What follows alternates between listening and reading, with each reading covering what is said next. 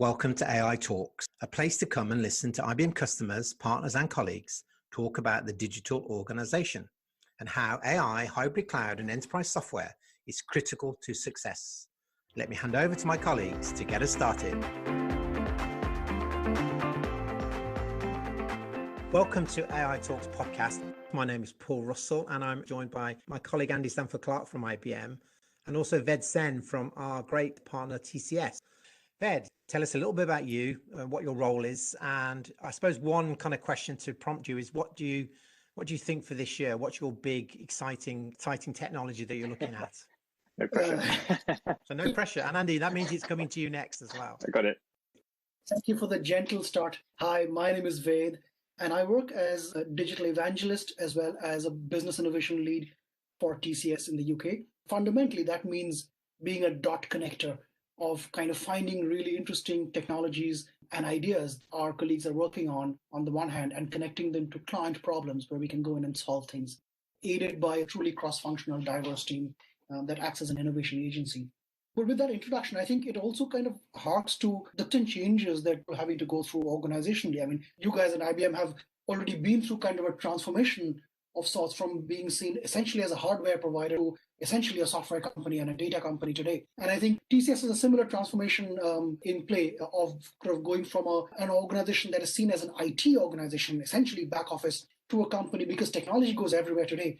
We are in a transformation as well ourselves to be a technology partner that will enable revenues, that will enable transformation and growth. Within that environment, I think there are lots of interesting areas that, to your question, we think are really fascinating for us to look at right now, because there are so many social, political changes that in turn drive a very fertile ground for technologies to come through. I personally think augmented reality is more of the day, but I'm sure VR kind of is not far behind that. It feels like we've been kind of on the verge of something great on AR as well for a long while now. But I do think that with both Google and Apple kind of embedding the AR engine into the operating system, we will now see a much higher uptake of AR because it's easier to produce them, it's easier to consume them, everybody has it. You don't have to download software, and the applications themselves become easier and lighter. And the last thing I think we are kind of in the middle of a massive transformation is healthcare. So there you've got things like bioelectronics and other areas which I think are fundamentally interesting from the way healthcare itself is going to be transformed between, let's say, over the next decade. Good start for us. Fair, thank you. I think we're getting better understanding of why we need technology now, because we've now got clarity of the really important things, and you touched on healthcare there. So I think that will be a theme. So Andy, over to you, who you are, same kind of thing, and really obviously the thing you're looking forward to this year the most. Thank you, Ved. Yeah, follow that. So I'm Andy Stanford-Clark. I'm the Chief Technology Officer for IBM UK and Ireland. I've been doing that role for 3 years. Before that, career in Internet of Things, going back 20 years. And in that role, I've covered a lot of the core technologies of Internet of Things, and also worked in some of the application areas like smarter cities, future energy grid, that kind of stuff. I think it's really interesting to hear Ved's views on the what's going to be important this year. I'm particularly passionate about virtual reality. I will have an argument with you at some point about AR versus VR, but interestingly, VR has passed the dual tipping point of the headsets being affordable, they're hundreds rather than thousands of pounds, and you don't feel sick when you use them, which makes a huge difference. So I think that's going to be really huge across many applications, particularly as we're still not traveling, and the long-term effects of the pandemic are going to be felt through our business life. Meetings in VR become a thing, like it was back in Second Life 10 years ago when we were playing around in that. But mostly, I think I'd underline the spectrum of AI, everything from simple statistics through software modeling, digital twin, into advanced statistics, regression, classifiers, and then into the more human-like aspects of AI, like visual image processing, sound processing, things we normally attribute to human-like skills. That, rather than being, are you using AI or not, is really a continuum on which you can place yourself on a journey towards AI, of using advanced mathematics, or doing stuff with data, is what it all boils down to. Both touched on is man and machines, which I know is a well-worn phrase. We are learning better about how man and machine can coexist. So Ved, kick off with you first. And I really think this, you alluded to about healthcare, social care, provision. What is the role of technology? If you look at social care, Paul, it's kind of a poor cousin of healthcare. in that it is less digital, is less funded. The easy answer to your question is there's a lot to play for.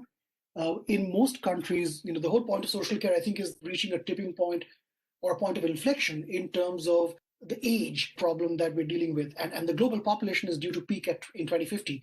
In Western Europe and parts of the US and Japan point already. So we are kind of on a decline phase where populations are growing older, and as a population, we are probably on the verge of starting to shrink. What that means is that there's this massive pressure on looking after people for which we don't typically, in most countries, enough resources or skills or even people. And yet, the way social care is currently structured is incredibly manual, only in bits and pieces being digitized as we speak. But that digitization is what you would call phase one digitization, which means we are replicating the manual processes. And so the whole idea of, take IoT and being able to manage people's well-being through sensors is something that we're kind of scratching the surface on right now. That picture we think is incredibly valuable. So we've kind of, as TCS, this has been almost a passion project of mine over the last 12, 18 months, of the idea that we could actually change how care is delivered. And we're not talking about healthcare, but just looking after people who may not have a medical need, but just to keep an eye on an aging relative or people that we are caring for professionally or personally. But if I start with that as kind of a narrow end of the spectrum, I think that opens up the door to really rethinking the entirety of social care, because we know that every kind of a pound or dollar or euro spent on social care, keeping people healthy, will pay back 3 to 5 times at least in the short to medium term in terms of the healthcare cost downstream. So there's a massive economic benefit for governments as well.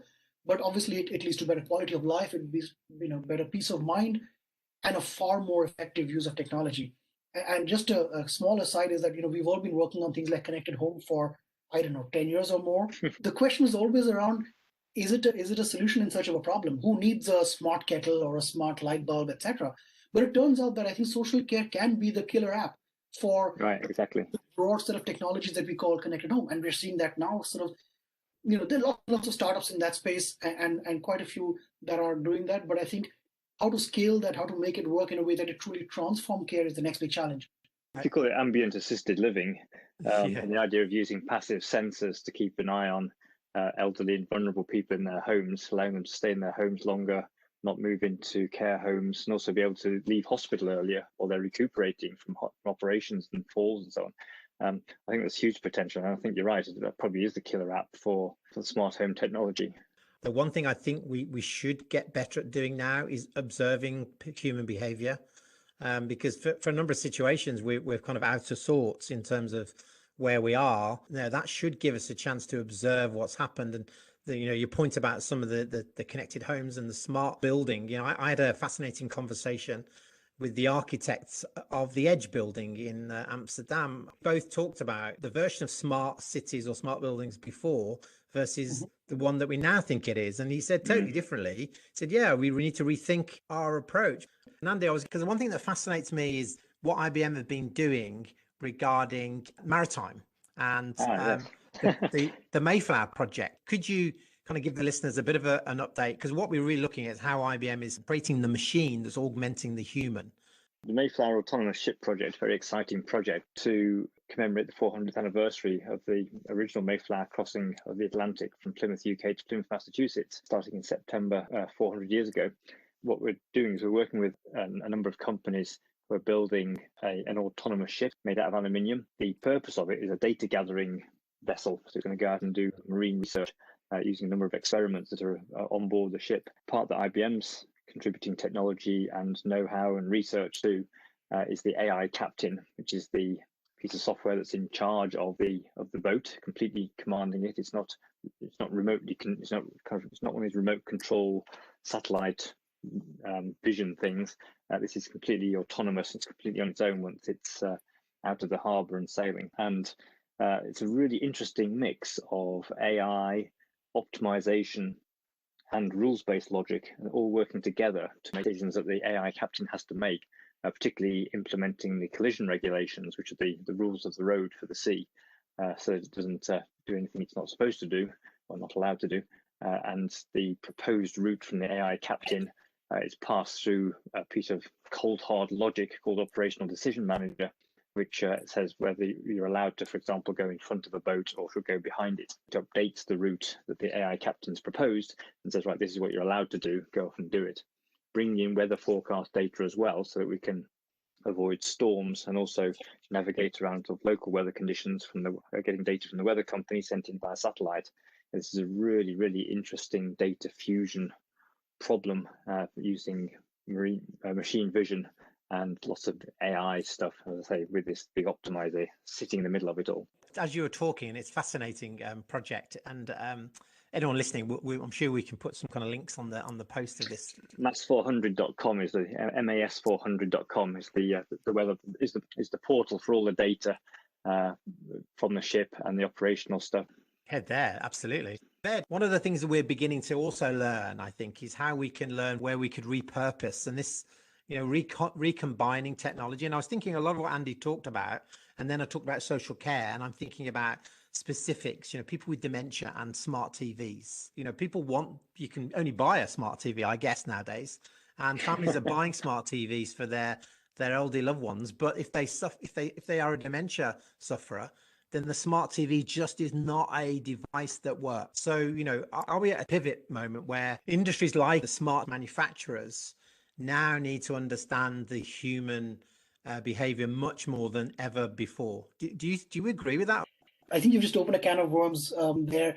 I'm going to be politically incorrect. So I think that you're absolutely right, first of all. I think that the idea that you can repurpose, there is a giant screen that people are familiar with, comfortable with, and the fact that that should be a primary mode of delivering a whole bunch of services.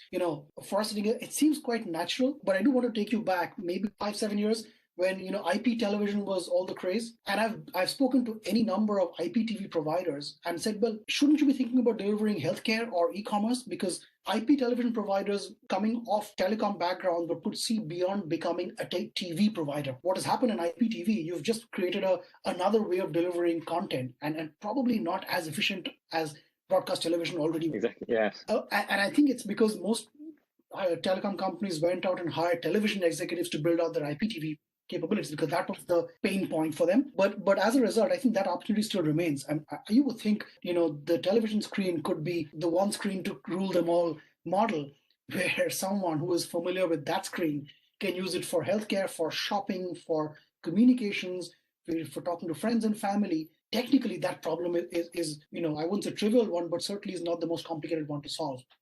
But I think imagination is holding us back a little bit, and business systems, certainly hardwired in certain ways, probably prevented us from doing that. In essence, what you said is something I wholeheartedly agree with.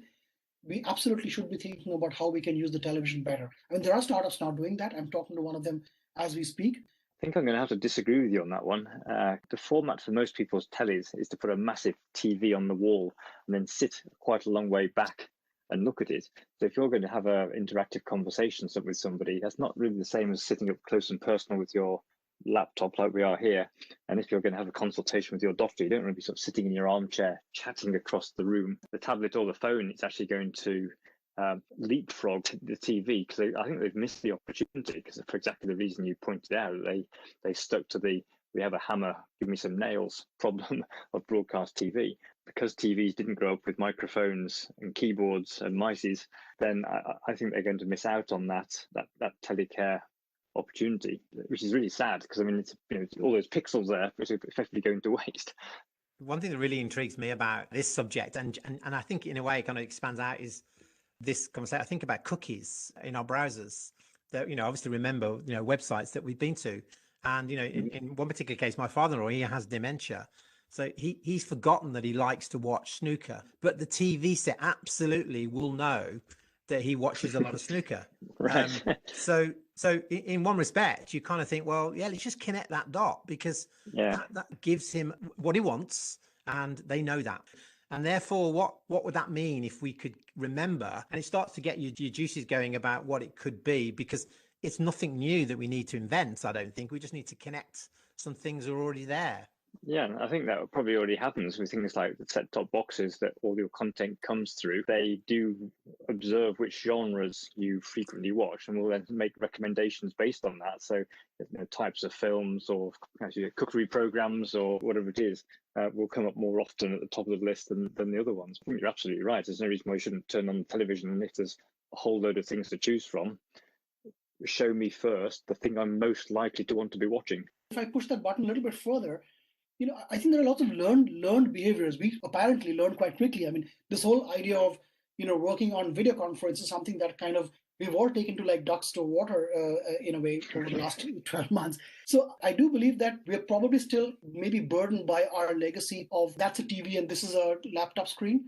But if I was to start with a clean slate, maybe, given that we are in a world where everything has a bit of intelligence in there, you may have a little bit of smart furniture that can charge your phone, and you could almost think of a screen. Isn't a traditional television, isn't a laptop, but it's the easiest screen that can be used to talk to your grandkids, talk to your doctor, or sit back and watch, a show on, or who knows, do something else. Right, it's your interaction screen of which one-way broadcast might just be a subset of the things you use it for. Absolutely. Right. As we move along, one thing that's starting to fascinate us also is about digital records.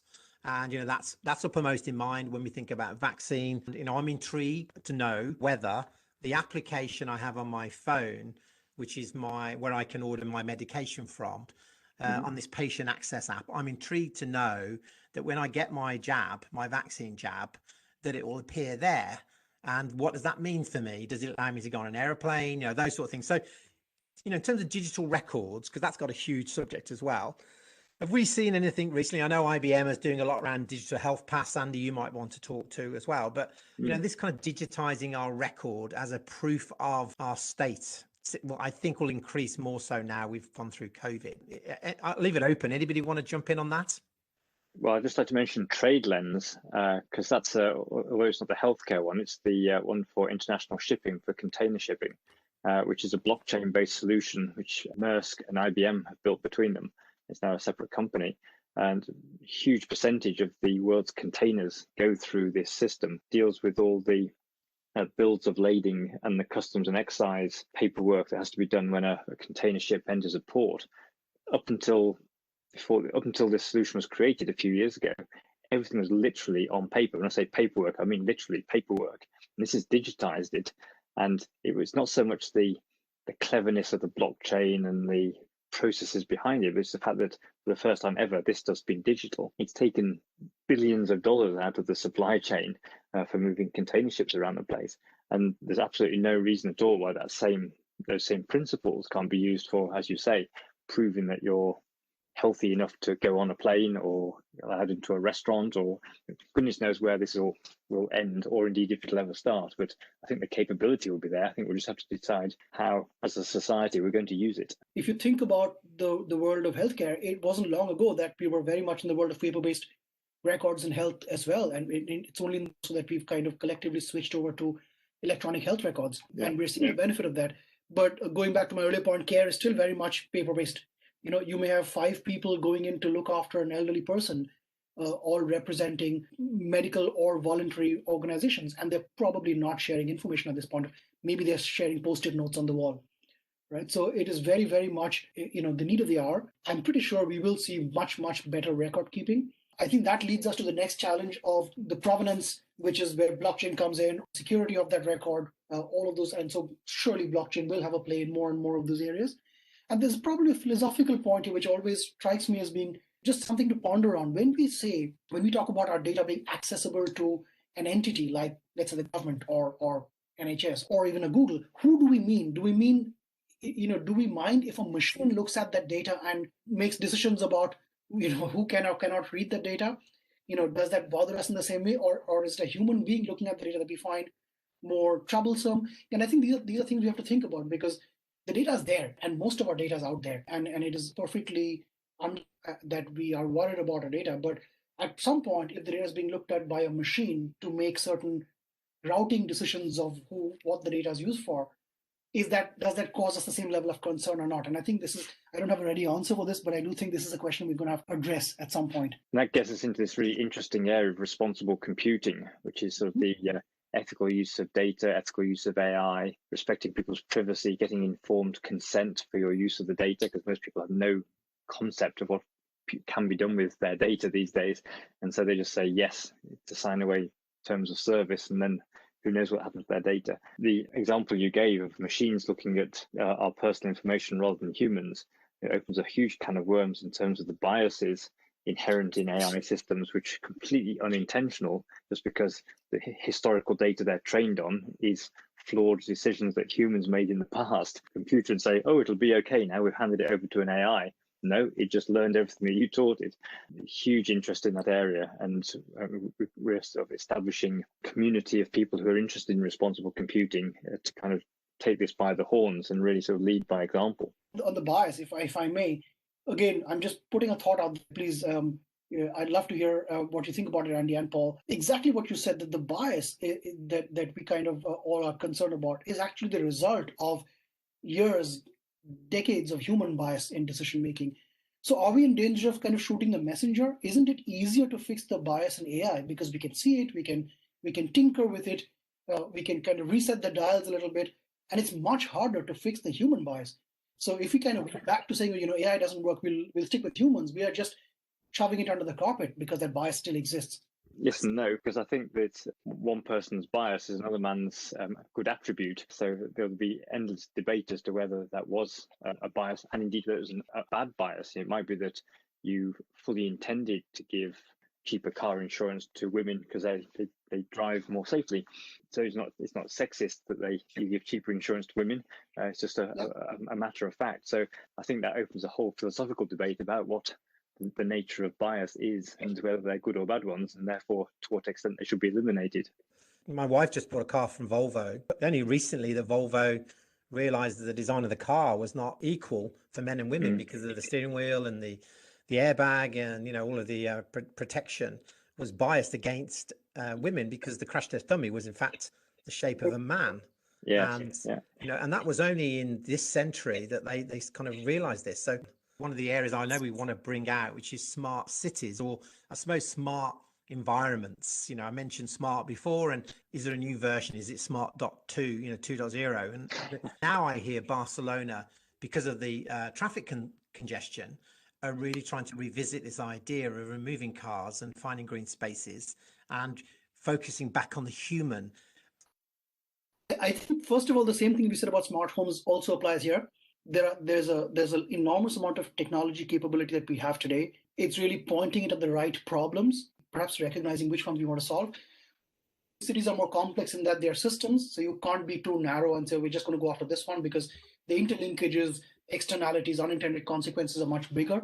But having said that, I think what the pandemic has done is it's given us a really interesting dichotomy here, because on the one hand, you hear about the fact that cities are hollowing out, because as we move to e-commerce, the high street's kind of becoming irrelevant, and therefore people might as well live outside the city because people don't have to commute anymore. And cities have largely been historically, they've been given quite a bad rap for being kind of centers of congestion and perhaps not the most optimal living. Cities are actually incredibly efficient use of resources. It's much better for the planet in a way for people to be kind of living more densely, because then you're allocating resources much more efficiently. But also we know that cities form the dense networks out of which ideas happen. So from an innovation perspective and perhaps from a sustainability perspective, that dense living is actually quite a good thing for the planet. So we've got this kind of, and maybe the answer is in not treating it again as saying, well, do I live in a city and commute and bear up with all the problems, or do I just move to the country?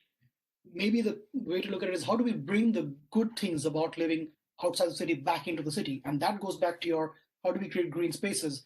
How do we reduce, commuting and gridlock and congestion? And I think the technologies that we have today allow us to do that. And that'll probably require slightly more creative thinking around autonomous vehicles, not just replacing cars and buses as we know them with autonomous versions of the same things, but perhaps rethinking urban infrastructure and smart transport to do different things autonomously, to look at deliveries as being last mile autonomous deliveries, whether that's drones or others. So that combination of multiple different systems will probably take us to a different space. I've tended to come from a bottom-up approach to smart cities rather than a top-down one, on the grounds that you don't very often get the opportunity to design a smart city from scratch. But what we've tended to find is that if you have individual infrastructure projects which just happen to be in the same geographic locality, and you, wherever possible, share resources and interlink them, then you eventually get a sort of whole is greater than the sum of the parts type effect. And you can say, actually, this is quite a smart city, isn't it? And you've done it by accident rather than by design. And I've found that those projects tend to be more successful. They can have the same outcome as you've just described, but just a different approach to how you actually tackle them. Absolutely, and there's probably like any number of specific problems, as I said, you can go after. I mean, for me, my personal bugbear is, I should be able to, in London, address where can I park around it. That is available. It should basically say, within half a mile of that, there are these 10 parking spots. And if you extend that, then bear with me, this is a thought experiment. Every point in the city is theoretically a parking spot with a price point. So depending on the time of day and the needs, you can actually vary the price to control demand and supply. If you're willing to pay £3,000 an hour, you can probably park on Oxford Street. And I guess what I'm saying is technology today allows us to be that fluid, of that analog with parking, saying this is where parking ends and this is where you paid £5 and then this bit is free. And we can probably be cleverer about that. Because of the kind of mobile phone data that, people have now analyzed that one of the most recent terrorist attacks in London, when it was on a bridge, that, at another time of the day, there'd probably be more fatalities because there was, a percentage more people likely to have been walking along that bridge at that time. So I think people are now, very early days, beginning to build context into the data around cities. And I think that's got to be good, because that will now, whether it's your example of parking or something else will come. Ved, I wanted to move to a question that, a startup kind of mentality inside your world at TCS, in terms of creating innovation, creating some ideas, creating some buzz, and then kind of moving it into sort of, mainstream. So design thinking, system thinking, we've touched on. Is there something you could say about, your hopes for the future around that for TCS and yourself? The magic, I think, happens when you bring these components together. I think design thinking is fundamental, because design thinking gets us out of our own biases and our own lens. And really, it's all about obviously using empathy and kind of forcing you to be empathetic by looking at the problem through the user's eyes. You sit with the user, you understand what they're doing, how they're doing it, and you come up with a whole bunch of insights that you may not have gone in with. Yeah, but I think that design thinking is sometimes used as a substitute for innovation, and they're not really. So I think design thinking is an incredibly important tool, but that needs to be coupled with technology research as another important tool. Neither by itself will give you the outcomes that you want, but we have to be able to bring these together. Because again, if I was to be provocative, I would products typically come from technology research, but they need design thinking to give them the kind of mass appeal and usability without which they would forever live in the lab. 10, 15 years ago, someone pointed out it'd be a really good idea to ask the people who might use our products what they wanted, rather than design and hope that they would, with the novel insight that if you've asked at least one person what they want and you make it, they'll probably buy it, and probably more people will as well. So the whole sort of outside-in design, customer-centric design, Ford's strapline of everything we do is driven by you, that kind of era has turned into a formalization of that methodology, which we call design thinking, which takes into account, as Ved said, things like personas and putting yourself in a person's shoes for a day. And it's incredibly useful. And if you link that with agile development, so that you can test what you've built incrementally with those users to say, is this what you wanted? And they normally go, well, it was what I asked for, but actually now you've shown it to me. That's not really what I wanted. You start to understand the frailty of the human mind here in not really being able to articulate what we actually want. So a combination of asking the people who are going to use it and developing it incrementally in an agile fashion actually leads to products that people want, that are really well designed and which sell in quantity, which is of course what we really want. I can recall someone who used to tease me when I joined the kind of tech industry, and they've been my peer really, when he talked about the trouble is with you guys, you're very good at building vitamins, things that people should want but actually don't use. What you're not very good at is building painkillers, things that people need. And it stuck me all the way through it. But then I equally know that we've built some amazing vitamins that have become painkillers because situations change. I mean, we talked about blockchain and been around for a long, long time, but we've now joined it together to create TraceLens, which maybe, we didn't have the opportunity 5-10 years ago because the environment wasn't the same.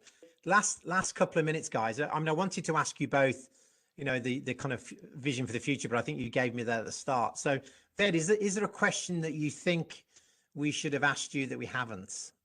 When you're in pain, the last thing you want is someone telling you, have the vitamins and in about 3 weeks time, you'll feel better. Painkillers. Absolutely. Long-lived painkillers.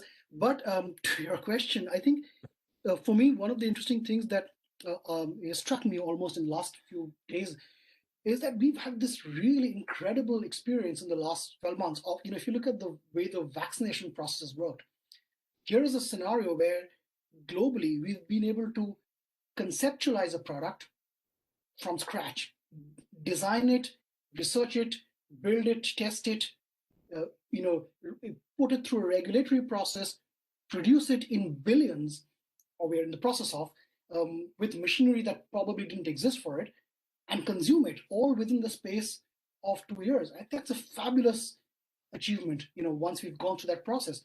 And to think of that as the realm of possibility suggests that when push comes to shove, we can actually do these kinds of things.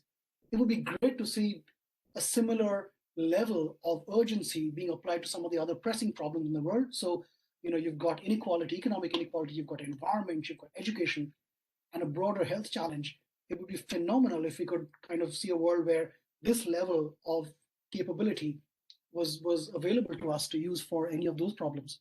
And Andy? Well, I think the one thing that's really been brought home for me in the last 12 months is how adaptable we are to change. The transformations that have been started forced upon us by the pandemic. I mean, I've got this lovely cartoon, which I tend to show, which has, was your digital transformation driven by the CEO, the CIO, or COVID virus, and it's tick the last one. People have been doing, oh yeah, we should move to such and such, or we should start doing so and so. We've been saying this for decades, but now this year, they've done it really, really quickly. And I think the genie's out of the bottle there, so those things aren't coming back. And if you link that with some fairly fundamental changes in the way we do business and interact with people, I think the future for cloud-based AI solutions to fuel digital transformation and streamlining of the efficiencies of organizations is here with us to stay. So this is really exciting, beginning of a really exciting future. Andy, thank you so much. My colleagues supporting me on the podcast. Your insight and the stories are brilliant. And Ved, especially for you, big thanks for your contribution and your insight and a glimpse into the world of your role at TCS. So thank you so much, Ved. Thank you very much. It was a pleasure. Thank you, Ved. It was great talking to you. And to the listeners of AI Talk, so thank you very much.